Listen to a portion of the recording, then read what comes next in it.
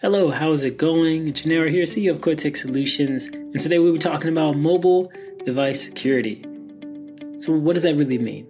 We're going to be talking about the actual mobile devices that we use on a day-to-day basis. Well, let's get started. Now, mobile security within itself, like everything else that we talked about, it's vital to some certain extent. Now, think about what type of vulnerabilities may exist on a mobile device. Now, this could be a smartphone, a tablet. This could be the application that's running on that device as well, too. Now, think about with mobile devices, it's like every other device that we have, every other node on the network is a gateway. And behind this gateway, well, we have sensitive information that's being used, of course, because it's user data. Now, we have to learn that when we download an application, when we look on the internet for something new, when we basically just do anything that's relating to any type of internet traffic, we always want to defend against those malicious threats first.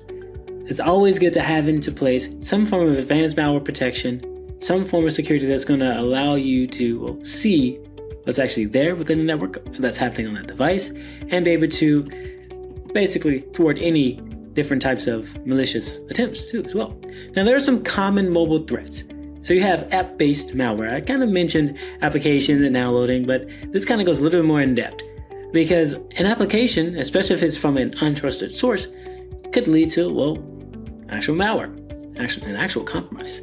The example here is a Trojan banking app that silently siphons credentials while appearing genuine. Now, this is just like any other Trojan you would see out there. An application that's pretending in a sense, right, to be real when it's actually not. So these are just certain things to kind of look forward to when you're like, okay, I need to make sure that I get the least amount of permissions as possible. I need to make sure I'm downloading that application from a trusted source.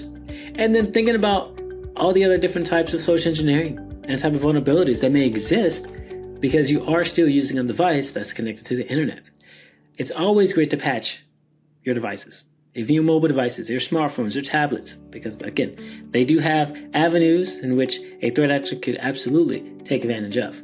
Now, there is an importance around the application security of mobile devices. This being that your developers, they need to adopt secure coding practices. This minimizes any flaws. This incorporates the use of endpoint validation, making sure that proper encoding is being done during the process of development, because we don't want, I would say, a large attack surface when it comes to these applications. And then app storing and the screening of that too. And being able to protect against data leakage, DLP. There are, usual devices that can help with this. If you're looking at it from a hardware perspective or software perspective, a lot of solutions that allow you to prevent data loss as well. Now, one of the other things to note is that multi-factor authentication is a real thing, that we need that.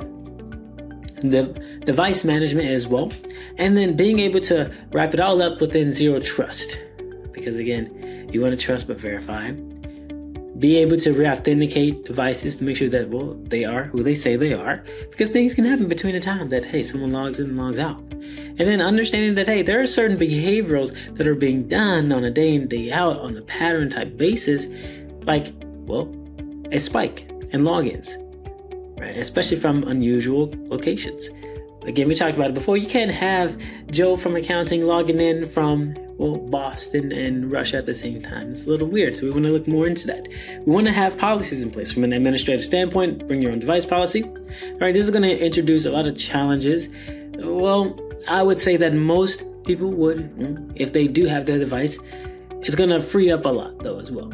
Right? Because when you really boil down to it, a secure device is a good device. You can still do everything you need to do, but especially if it's a company-owned device, or even if it is a bring your own device, being able to still enjoy the use of that device is, is crucial too, as well, for that user. Now, think about like a device, especially if you're handling any type of corporate information.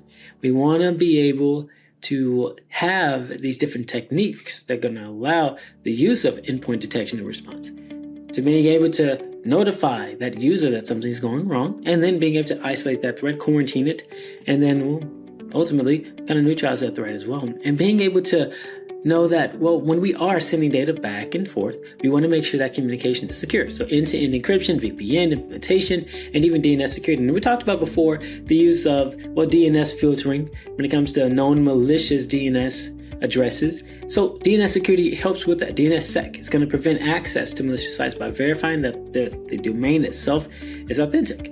Because, well, we want to make sure that we're collaborating and communicating with real devices that are not bots, and that, well, ideally are still good, right?